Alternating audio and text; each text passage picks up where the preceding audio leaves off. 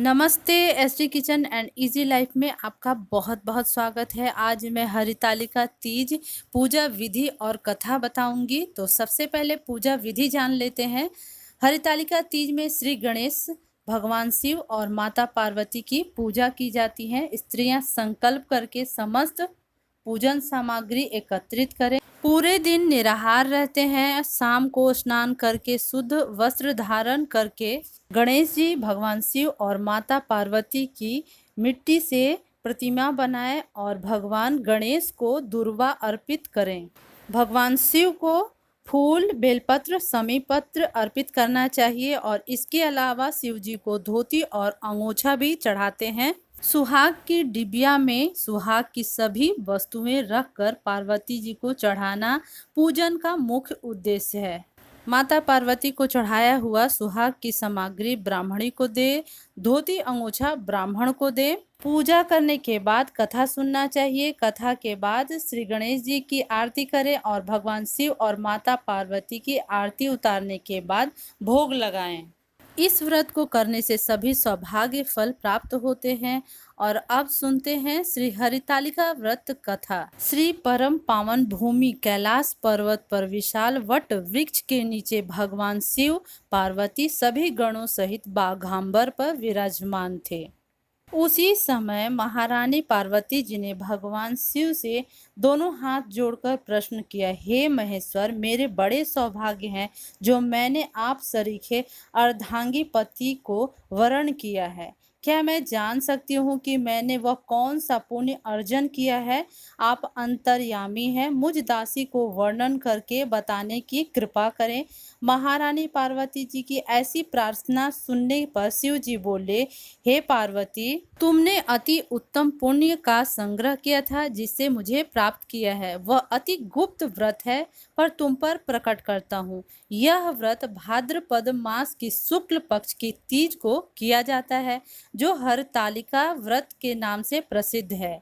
जैसे तारागणों में चंद्रमा, नवग्रहों में सूर्य, वर्णों में ब्राह्मण, देवताओं में गंगा, पुराणों में महाभारत, वेदों में साम, इंद्रियों में मन, वैसे सब व्रतों में यह व्रत श्रेष्ठ है। जो हरितालिका तीज हस्त नक्षत्र सूक्त में पड़े वह और भी महान पुण्यदायक होता है। ऐसा सुनकर पार्वती जी ने कहा, हे महेश्वर, मैंने कब और कैसे यह तीज व्रत किया था, विस्तार के साथ श्रवण करने की इच्छा है।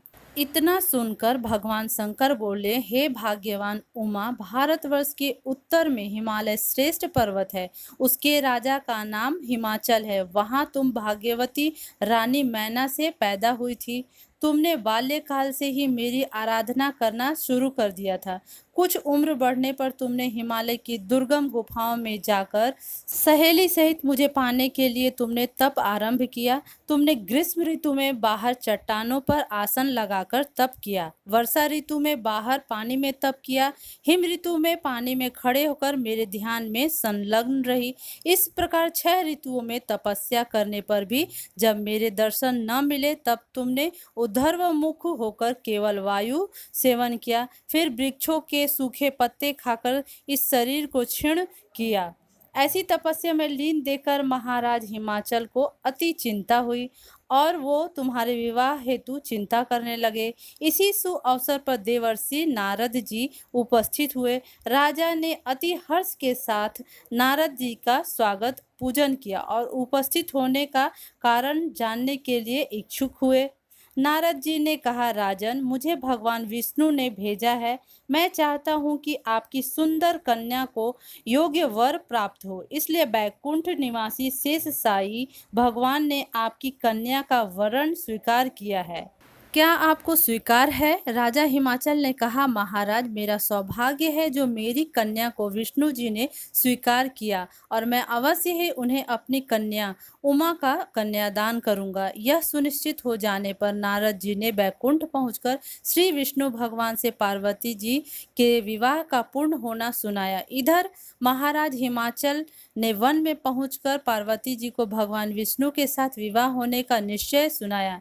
ऐसा सुनते ही पार्वती जी को महान दुख हुआ और तुम दुखी होकर अपनी सखी के पास पहुंचकर विलाप करने लगी। तुम्हारा विलाप देखकर सखी ने तुम्हारी इच्छा जानकर कहा, देवी मैं तुम्हें ऐसी गुफा में तपस्या के लिए ले चलूंगी जहां महाराज हिमाचल तुम्हें ढूंढ भी न सकेंगे। ऐसा कह सहेली उमा सहित हिमालय की गहन गुफा में विलीन हो गई। तब महाराज हिमाचल घबराकर पार्वती जी को ढूंढते हुए विलाप करने लगे कि मैं विष्णु जी को जो वचन दिया है वह कैसे पूर्ण होगा। ऐसा कह वह मूर्छित हो गए। तब सभी पूर्ववासियों को साथ लेकर ढूंढने को राजा ने पादार्पण कर ऐसी चिंता करके कि क्या मेरी कन्या को कोई व्याघ्र खा गया या सर्प ने डस लिया या कोई राक्षस हर के ले गया। उस समय तुम अपनी सहेली के साथ ही गहन गुफा में पहुंच बिना जल अन्न के मेरे व्रत को आरंभ करके नदी की बालू का शिवलिंग स्थापित कर विविध वन पुष्प फलों से पूजन करने लगी। उसी दिन भाद्र मास की तृतीया शुक्ल पक्ष हस्त नक्षत्र युक्त प्राप्त थी। तुम्हारे द्वारा की गई मेरी पूजा के फलस्वरूप से मेरा सिंहासन हिल उठा तो मैंने तुम्हें दर्शन दिया और तुमसे कहा, हे देवी मैं तुम्हारे व्रत और पूजन से अति प्रसन्न हूँ। तुम अपनी कामना का मुझसे वर्णन करो। इतना सुन तुमने लज्जित भाव से प्रार्थना की, आप अंतर्यामी हैं, मेरे मन के भाव आपसे छुपे नहीं हैं, आपको पति रूप में चाहती हूँ। इतना सुनकर मैंने तुम्हें इच्छित पूर्ण वरदान देकर अंतर्ध्यान हो गया। इसके बाद तुम्हारे पिता हिमाचल मंत्रियों सहित ढूंढते ढूंढते नदी तट पर मारे शोक के मूर्छित होकर गिर पड़े।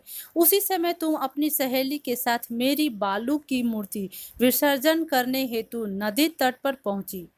उसी समय तुम्हारे नगर निवासी मंत्रीगण सहित हिमाचल तुम्हारे दर्शन कर अति प्रसन्नता प्राप्त हुए और लिपट लिपट कर रोने लगे और बोले, उमा तुम इस भयंकर वन में कैसे चली आई जो अति भयानक है, जहाँ सिंह व्याघ्र जहरीले भयंकर सर्पों का निवास है, जहाँ मनुष्य के प्राण संकट में पड़ सकते हैं। इससे हे पुत्री इस भयंकर वन को त्याग कर अपने गृह को प्रस्थान करो। पिता के ऐसा कहने पर तुमने कहा, पिताजी मेरा विवाह तुमने भगवान विष्णु के साथ स्वीकार कर लिया है, इसलिए मैं इसी वन में रहकर अपने प्राण विसर्जन करूंगी। ऐसा सुनकर महाराज हिमाचल अति दुखी हुए और बोले, हे प्यारी पुत्री तुम शोक मत करो, मैं तुम्हारा विवाह कदापि भगवान विष्णु के साथ नहीं करूंगा और तुम्हारा अभीष्ट वर जो तुम्हें प्राप्त है उन्हीं सदाशिव के साथ तुम्हारा विवाह करूंगा।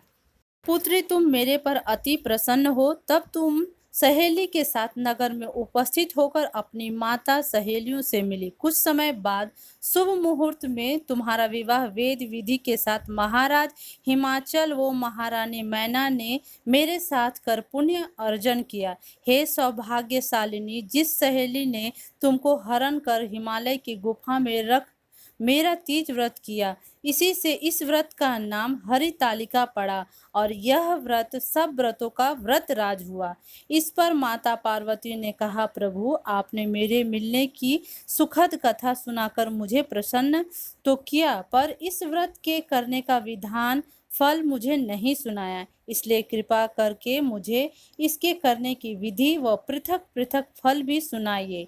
इतना सुन के भगवान शिव ने कहा, प्रिय मैं इस व्रत राज का संविधान फल सुना रहा हूँ।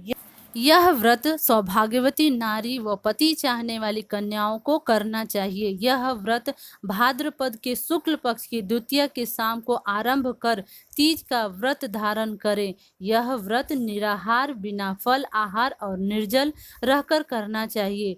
भगवान शिव पार्वती की प्रतिमा सुवर्ण की स्थापित करके, केले पुष्प आदि के खंभे स्थापित करके, रेशमी वस्त्र के चंदोवा तानकर वंदनवार लगा शिव का बालू का शिवलिंग स्थापित करके पूजन, वैदिक मंत्र स्तुति गान वाद भेरी शंख मृदंग झांझर आदि से रात्रि जागरण करना चाहिए और भगवान शिव का पूजन करने के बाद फल फूल पकवान लड्डू मेवा आदि का दान श्रद्धा युक्त देना चाहिए। प्रार्थना करते समय अपनी कामना इच्छा को भगवान के सामने रखें, फिर माता पार्वती से प्रार्थना करें, जय जगमाता मेरी भाग्य विधाता, तुम हो पार्वती शिव प्यारी, वुम दाता नंद पुरानी, सती संतों में रेख तुम्हारी, जय हो आनंद दाता, जय जगमाता जय जगमाता। इच्छित वर मैं तुमसे पाऊं, भूल चूक को दुख न उठाऊं, भाव भक्ति को तुमसे पाऊं, कर दो पूरन दाता, जय जगमाता जय जगमाता जय जगमाता। प्रार्थना के बाद पुष्पों को दोनों हाथों में ले पुष्पांजलि समर्पण करें। फिर चतुर्थी को शिवलिंग को किसी नदी या तालाब में विसर्जन करें। फिर 3 ब्राह्मणों को भोजन करा के दक्षिणा दें। इस प्रकार यह व्रत पूर्ण करके नारी सौभाग्यवती होती है और धन व पुत्र पौत्रों से सुखी जीवन व्यतीत करती हैं। हे उमा, जो इस व्रत को श्रद्धा विधि से धारण करती है वह मुझसे पति प्राप्त करती हैं। वो दूसरे जन्म में तुम्हारे समान स्वरूपवान हो करके इस संसार में उत्तम उत्तम सुख भोग को प्राप्त होती हैं। इस व्रत के करने के बाद नारियां शिव लोकवासी होती हैं। इस प्रकार हरितालिका तीज व्रत कथा समाप्त हुआ। बोलो शंकर भगवान की जय।